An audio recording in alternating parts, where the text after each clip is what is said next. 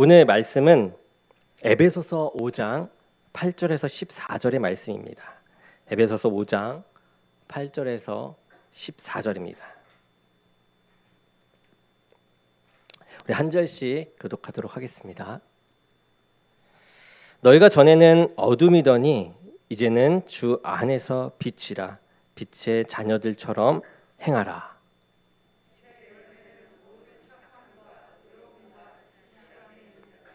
주를 기쁘시게 할 것이 무엇인가 시험하러 보라.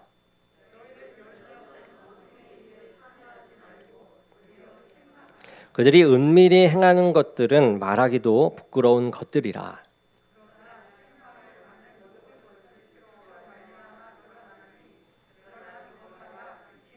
그러므로 이르시기를 잠자는 자여 깨어서 죽은 자들 가운데서 일어나라. 그리스도께서 너희에게 빛 주시리라 하셨느니라. 아멘. 오늘 말씀은 빛의 자녀처럼 행하라라는 제목으로 함께 이제 나누려고 합니다. 그 전에 제가 잠시 기도하겠습니다. 사랑해 주님 감사합니다. 오늘 또 이 모이게 하시고 함께 예배하게 하신 주님 감사합니다. 주의 말씀이 올바르고 또 온전하게 전해질 수 있도록 주의 종의 입술과 생각과 마음을 주관하시어서 우리 모두가 주의 말씀을 향하여 깨닫고 더욱더 힘을 받아 또 위로를 받아 나아갈 수 있게 인도하시고 붙잡아 주시옵소서. 예수 그리스도의 이름으로 기도드립니다. 아멘. 자, 예수님이 이 땅에 오심으로 이 땅에 이 빛으로 오심으로 우리가 구원을 받았죠. 그런데 이 모든 사람이 이 빛 대신 예수님을 환영하며 이 빛으로 나왔느냐라고 하면 그렇지가 않아요. 많은 이들이 빛 대신 주님을 깨닫지 못하고 또 어둠 속에 머물러 있습니다. 왜 그럴까요? 이 빛 대신 예수님이 계신데 이 빛 대신 예수님을 찾지 못하고 왜 어둠으로 들어가려고 하는 걸까요? 그런 사람이 왜 있을까요? 요한복음 3장 19절에는 이렇게 나옵니다. 그 정죄는 이것이니 곧 빛이 세상에 왔으되 사람들이 자기 행위가 악함으로 빛보다 어둠을 더 사랑한 것이니라 라고 이야기합니다. 이 세상에 빛이 비치면 모든 사람들이 모든 이들이 빛으로 올 것만 같아요. 그렇지만 그렇지가 않다라는 거죠. 행위가 악한 사람들은 빛으로 오면 자신의 죄가 드러나게 되니까 도리어 그것을 감출 만한 어둠으로 들어가게 된다라는 겁니다. 아담과 하와가 하나님께서 먹지 말라고 하신 이 선악과를 그만 그 선악을 알게 하는 열매를 따먹었습니다. 그들이 하나님께 죄악을 행한 다음에 한 일이 무엇이냐? 그들의 죄악이 드러날까 봐 하나님 눈에서 피해 숨는 일이었습니다. 어둠을 찾아간 것이죠.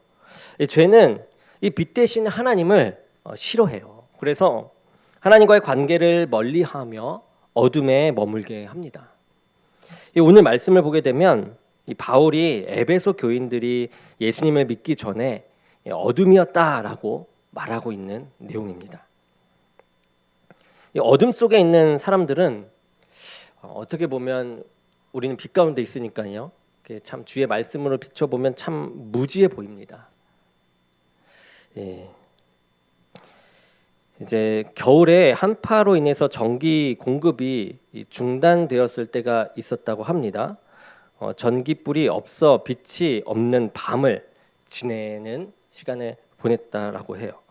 이제 어떤 분이 아무리 눈을 크게 떠도 빛이 없으니까 나조차도 어디 있는지 잘 모르겠고 멀지도 않는 이 화장실을 가는데도 벽을 더듬으면서 조심스럽게 가야만 했다라는 거죠. 마치 내 자신이 바보처럼 보이는 그런 느낌을 받았다라고 합니다. 우리도 아마 그럴 것 같아요. 이 영적인 어둠에 있을 때 이렇다라는 것이죠. 영적인 어둠 속에 있게 되면 내가 죄 가운데 있어도 이를 깨닫지 못해요. 죄의 결과가 사망임에도 불구하고 영적으로 어둠 가운데 있기 때문에 사망을 향해 가면서도 이것을 알지 못한다라는 것입니다. 자신이 아무리 똑똑하고 건강하고 부유하다 할지라도 영적 어두운 가운데 있으면 무지해지는 것이에요. 그런데 이 에베소 교인들이 예수님을 믿은 후에 그들에 대한 이 호칭이 바뀌게 됩니다. 바울은 그들을 더 이상 어둠이라고 말하지 않아요. 대신에 빛의 자녀라고 이야기합니다. 그들이 예수님을 믿음으로 이 빛 대신 하나님의 자녀가 되었다라는 의미가 되겠죠.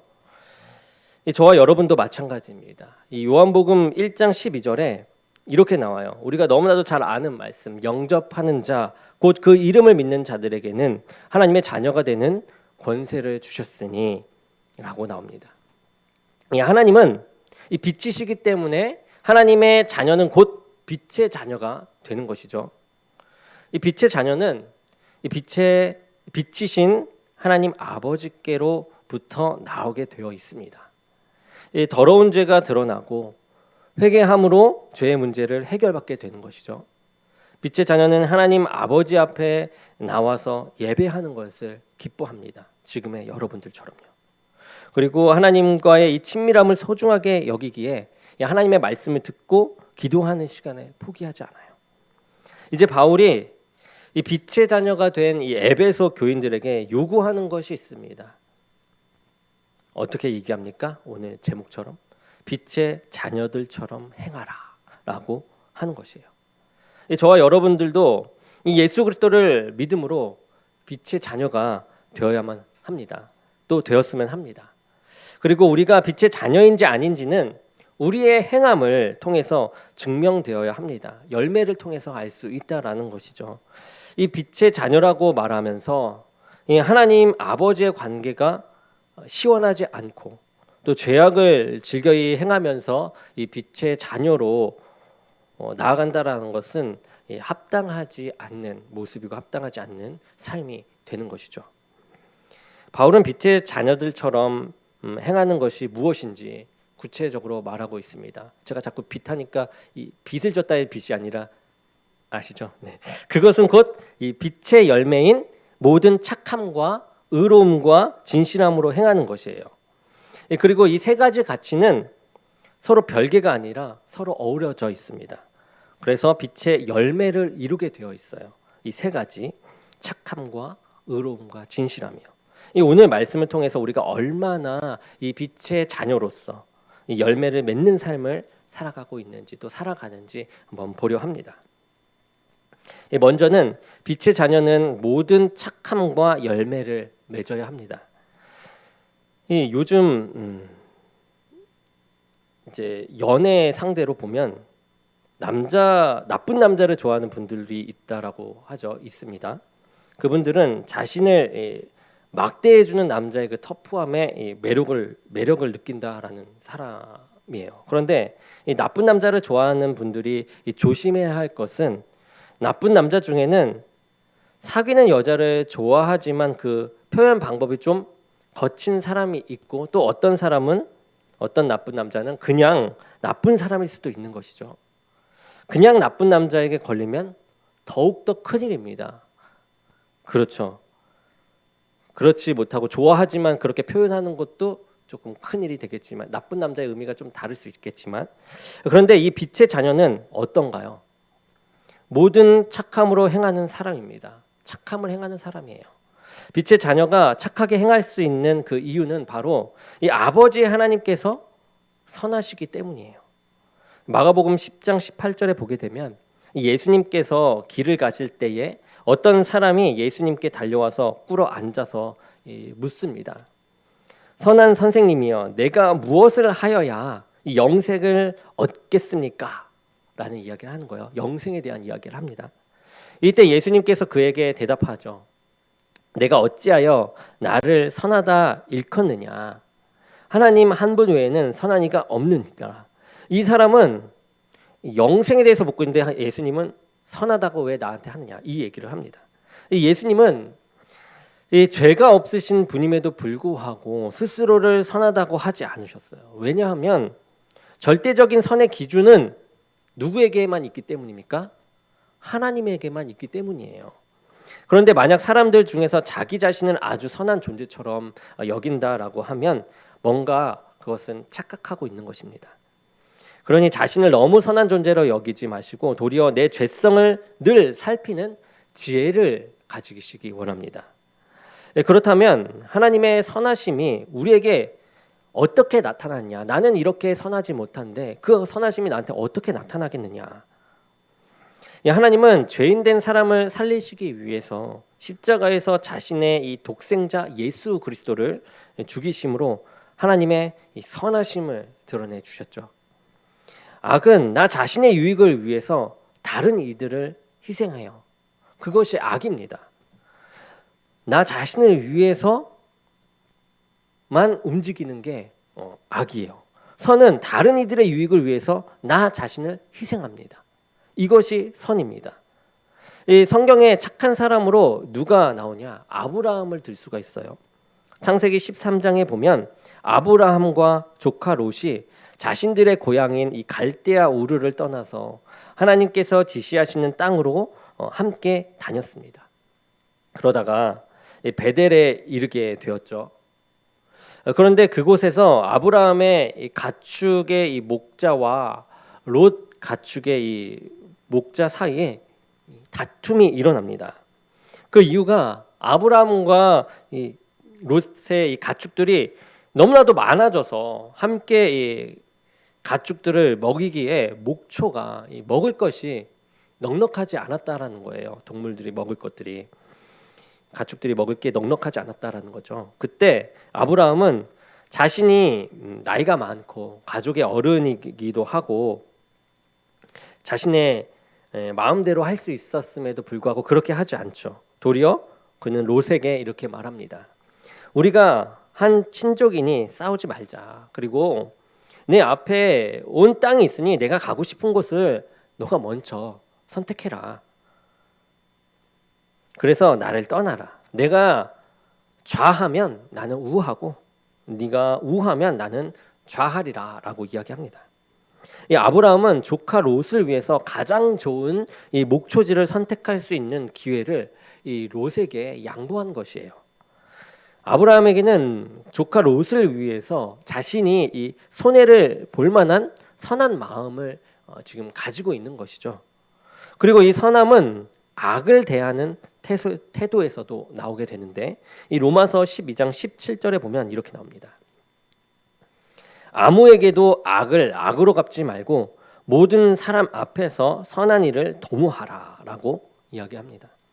우리가 빛의 자녀로 살아간다면 심지어 나에게 손해를 주는 사람에게도 이 선을 베풀면서 살아가야 된다라는 것을 성경은 이야기해요. 이 부분에서 진짜 너무 아이러니하고 너무 억울하고 그러지 않습니까? 하지만 하나님은 그렇게 하라는 것이에요. 빛의 자녀들의 이 선함은 나에게 잘해주는 사람이 아니라 도리어 나에게 해를 입히는 사람을 어떻게 대하는지 자신의 모습을 통해서 알 수 있다라는 것을 이거를 통해서 말씀하고 계십니다. 하나님은 선하세요. 그리고 하나님과 같이 이타적인 선한 삶을 살아가는 사람이 하나님의 자녀요, 빛의 자녀인 것입니다. 우리가 왜 이렇게 억울한 가운데서도 선을 행하라고 하시겠어요? 하나님께서는 그 악에 물들지 마라라는 것이에요. 나와 계속 함께 하자라는 것이에요. 심판은 누구에게 있으니? 하나님께 있으니 나에게 맡기라라는 것입니다.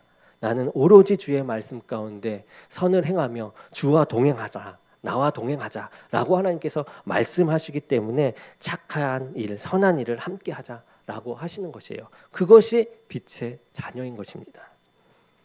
두 번째로는 빛의 자녀에게는 무슨 열매가 있다? 의로운 열매가 있습니다. 하나님은 선하십니다. 하나님은 죄인된 사람을 위하여 이 자신을 희생하시는 선한 분이세요. 그런데 그의 선하심은 이 의로움을 기초로 했습니다. 하나님은 선을 행하신다고 이 의로움을 또 무시하지 않으셨어요.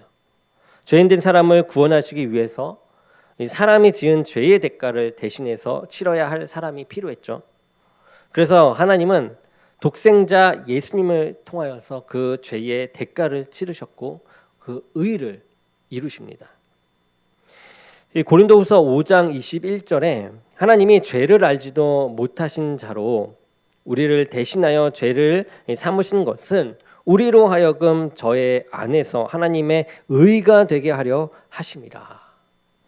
이 선함이라는 것은 때로 상대적일 수 있어요. 내가 이 선함으로 행하는 것이 다른 사람에게는 악이 될 수도 있고, 내가 악을 행하는 것이 다른 이들에게는 선이 될 수도 있습니다. 이 독일 출신의 미국 정치 철학자인 이 한나 아렌트라는 사람이 있는데, 이분이 쓴 이 예루살렘의 아이히만이라는 책이 있습니다. 이 아이히만은 2차 세계대전 당시 독일 나치의 친위대 장교였어요. 그런데 그는 유대인들의 강제 이주와 이 학살에 주도적으로 관여했던 인물입니다. 그가 전쟁 후 아르헨티나에 피신했다가 15년 만에 잡혀서 예루살렘에서 재판을 받게 되었어요. 그런데 거기서 이상한 것은 그 아이히만이 전혀 자신의 잘못을 인정하지 않았다라는 것입니다. 이 아이히만은 자신이 신 앞에서는 유죄이지만 법 앞에서는 무죄라고 주장을 합니다.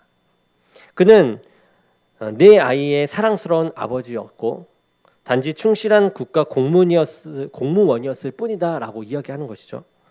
그는 개미 한 마리도 죽이지 못하는 사람이었으며 유대인들을 좋아했지만 이 국가의 명령이라서 어쩔 수 없이 그 일을 수행했다라고 항변을 합니다. 잔인하게 살해되었으니 당시 이 안락사라고 일컬어지는 가스실의 죽음이 훨씬 덜 잔인하고 인간적일 것이다라고 말하기도 했어요. 그때 살아남았던 유대인 중 한 사람이 이 아이히만을 법정에서 보고 기절을 해서 또 논란이 되기도 했습니다. 사람들은 그 당시의 충격 때문에 그랬을 것이라고 예상하며 그 사람에게 기절했던 이유를 물어봐요. 그런데 그 사람은 전혀 의외의 대답을 합니다. 아이히만이 저렇게도 평범한 사람이라는 사실이 믿겨지지 않습니다. 저토록 평범한 인간이 그 많은 사람들을 가스실로 몰아넣었군요. 나 자신도 아이히만이 될 수 있다라는 것, 내 안에도 아이히만이 들어있다라는 사실을 견디기 어려웠습니다. 그래서 그것을 깨닫고 기절했던 것입니다. 얘기하는 거예요.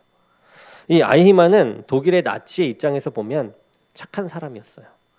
자신들의 뜻을 따라 충성스럽게 복종한 그 인물이었기 때문이죠. 그런데 유대인이 보기에는 그는 무죄한 그 수많은 사람들을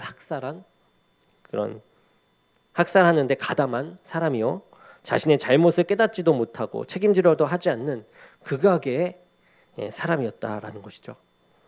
이 빛의 자녀들이 행하는 착함은 하나님의 의에 기초해야 한다라는 거예요.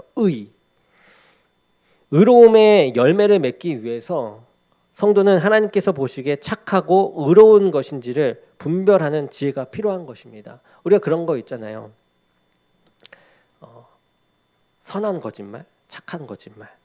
이거가 여기에 해당한다라는 것이에요. 그것을 우리가 잘 분별해야 한다라는 겁니다. 그것이 정말 의로운 것인지 지혜가 필요하다라는 겁니다. 성도들의 선함과 의로움의 삶은 일부 사람들의 지지를 받는 것이 아니라 빛이신 하나님의 지지를 받을 때에 참된 선함과 의로움이 되는 것입니다. 그리고 세 번째는 빛의 자녀들이 맺는 열매, 진실함입니다. 요한복음 8장 44절에 보게 되면 예수님께서는 예수님이 누구인지를 깨닫지 못하는 사람들을 향해서 이렇게 얘기해요. 너희는 너희 아비 마귀에게서 났으니 너희 아비의 욕심대로 너희도 행하고자 하느니라.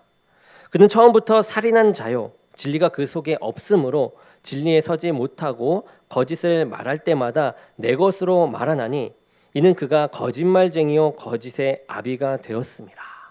이렇게 얘기합니다. 이 사람들 중에는 거짓의 아비인 이 사단에 속아서 진리를 외변하고 살아가는 사람들이 있어요. 예수님은 이러한 자들을 마귀에게서 난 마귀의 자식이다 라고 말씀하고 있습니다. 마귀의 대표적인 거짓말은 예수님을 그리스도가 아니라는 그 이야기로 거짓말을 합니다. 마귀는 예수님은 죄인이고 십자가에 못 박아 죽어야 할 만한 존재라고 사람들을 속였던 것이에요. 그 당시에 사람들은 그 거짓말에 속아서 이 진리를 거슬러 예수님을 십자가에 못 박습니다. 그리고 오늘날도 그 거짓에 속아 예수님을 외면만 하고 살아가는 사람들이 세상에 질비하죠. 그리고 예수님은 말씀하십니다. 너희 아비의 욕심대로 너희도 행하고자 하느니라. 자신의 욕심을 따라서 살아가는 것은 결국 이 사단에게 속아서 살아가는 것이라는 거죠. 사람은 하나님의 뜻을 따라 살아가야 하는데 마귀는 사람들이 자신들의 욕심, 이 탐욕을 따라 살아가도록 만들어요. 그래서 사람들이 진실되지 못하고 거짓되게 살아가도록 만들어 버리는 것이죠. 사단은 이렇게 사람을 속입니다. 악한 것을 선하다라고 말을 합니다. 불의한 것을 의롭다고 말하며 세상을 속이고 우리 성도들을 속입니다. 그리고 사람들은 그 거짓에 속아서 살게 돼요. 그것이 옳은 줄 알고 살게 되는 거예요. 하나님이 존재한다면 이러한 일들이 왜 일어나겠습니까? 하나님이 나를 사랑한다면 이 사랑의 결실이 이렇게 나타날 수가 없지 않습니까? 그 사람은 나쁜 사람이야. 그러니 그 사람하고는 상종도 하지 마. 세상 사람들도 다 하는 일 왜 나는 하면 안 돼? 뭐가 문제야? 마귀는 사람들에게 진실을 말하지 않고 거짓을 말하게 합니다. 하지만 빛의 자녀인 성도들은 이 진실을 말하려고 하는 사람들이에요. 그것에 속지 않는 사람들입니다. 자신에게 손해가 된다 할지라도 자신에게 솔직해야 되고 다른 이들에게도 진실해야 하는 것입니다. 가정 안에서 가족에게 진실해야 해요. 가정이 깨어지는 이유 중에 하나가 서로에 대한 이 신뢰가 깨어져 버리기 때문입니다. 오늘날 이 땅에 얼마나 거짓이 만연합니까? 서로 엇갈린 주장을 가지고 자신의 말이 옳다라고 이야기합니다. 자신의 유익을 위해서 가짜 뉴스를 만들어 상대방을 해하는 일도 만연하죠. 이러한 일들이 일어나는 것을 보면 거짓의 아비인 마귀가 이 세상에 얼마나 강력한 영향력을 주는지 우리가 알 수 있습니다. 이 빛의 자녀는 거짓된 사회에서 진리를 말하며 일을 행하며 살아가야 하는 사람입니다. 그때에 이 땅에 만연한 이 거짓과 거짓의 이 어둠을 이기고 빛의 열매를 맺게 되는 것이죠. 우리 말씀을 정리하겠습니다. 사도 바울이 말합니다. 열매 없는 어둠의 일에 참여하지 말고 도리어 책망하라라고 했습니다. 빛의 열매는 착함과 의로움과 진실함이지만 열매 없는 어둠의 일은 악함과 불의와 거짓입니다. 이러한 것은 마귀의 일이며 또 결국 사망에 이르는 허무한 것들입니다. 성도는 어둠의 일에 참여하지 않도록 해야 해요. 빠지지 않도록 경계해야 합니다. 그렇기에 분명 이 억울함을 사용해서 우리를 공격해도 우리는 그것에 넘어가지 않아야 합니다. 바울은 주를 기쁘시게 할 것이 무엇인가 시험하여 보라 라고 이야기합니다. 하나님은 성도들이 빛의 자녀로서 열매 맺는 삶을 기뻐하십니다. 하나님의 이 선하시고 의로우시고 진실된 모습을 우리의 삶을 통해서 열매로 맺어 나갈 때에 기뻐하시는 것이에요. 그런데 그러기 위해서는 빛 대신 예수 그리스도께로 날마다 나아가야 합니다. 14절에 잠자는 자여 깨어서 죽은 자들 가운데서 일어나 그리스도께서 너에게 비추시리라 하셨느니라 라고 나오죠. 예수님을 믿어 하나님의 자녀가 되었지만 영적으로 잠자는 자들도 있다라는 것이죠. 사도 바울은 말합니다. 깨어서 죽은 자들 가운데서 일어나라. 예수님을 믿는다고 다 빛의 자녀요? 또 영적으로 깨어있는 것이 아닙니다. 곧 영적으로 잠든 성도, 잠든 가정, 잠든 교회도 있는 것이에요. 하나님이 기뻐하시는 빛의 열매를 맺지 못하고 이 어둠 속에서 죽은 자와 같이 잠들어 있는 이 성도, 가정, 교회도 있다라는 것입니다.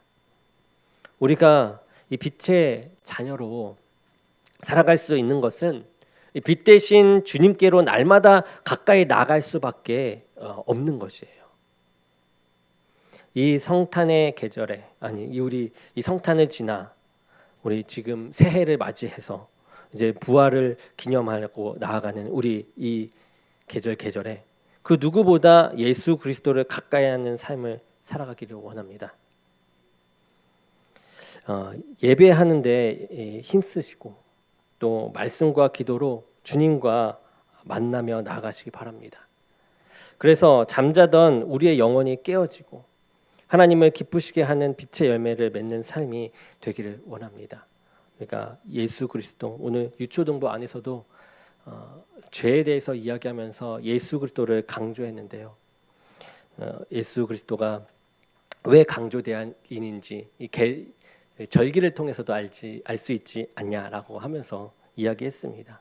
우리의 이 죄에 묶여 있던 우리를, 하나님께로부터 멀어져 있던 우리를 다시금 하나님과 가까이 할 수 있게 하시는 분 예수 그리스도, 그 예수 그리스도와 함께함으로 이 빛의 자녀가 되어져 나가는 우리 모두가 되기를 주님의 이름으로 축원합니다. 우리 기도하겠습니다. 사랑의 하나님, 감사합니다. 오늘 또 하나님의 말씀, 이 말씀을 쫓아 우리가 더욱더 빛의 자녀로서 행하며 나아갑니다. 우리 부족하지만 하나님의 말씀을 따라 선하고 의롭고 진실함으로 주님 앞에 나아가오니 우리들을 받아주시고 쓰러지지 않게 항상 보호하시고 인도하여 주옵소서. 예수 그리스도의 이름으로 기도드립니다. 아멘.